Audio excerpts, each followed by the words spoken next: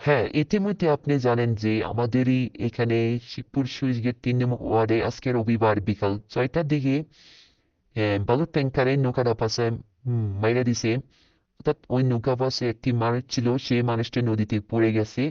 ইতিমধ্যে ওই মানুষটি এখনো জীবিত অথবা মৃত পাওয়া যায়নি।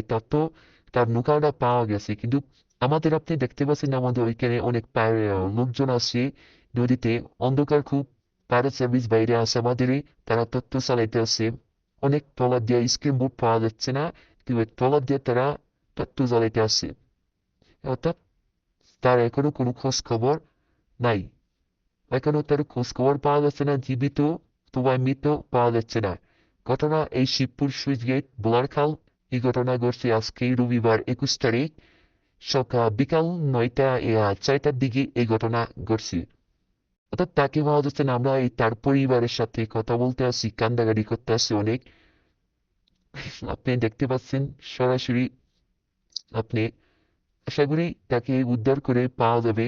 তার পরিবার অনেক দুঃখ প্রকাশে। তারপর আপনি দেখতে আছেন এখানে নদীতে অনেক অন্ধকার, অনেক জেলে বাইরে এখানে আছে উপস্থিত, তারাও দেখতে আছে। কিন্তু তার উদ্ধার কার্য চলতে আছে। আমাদের ফায়ার সার্ভিসের নৌকাতে অনেক ট্রলারগুলো নামে আছে, তারাও দেখতে আছে, কিন্তু তাকে এখনো কোনো খোঁজ খবর পাওয়া যাচ্ছে না, অথবা জীবিত মৃত তার এখনো কোনো লাশ পাওয়া যাচ্ছে না।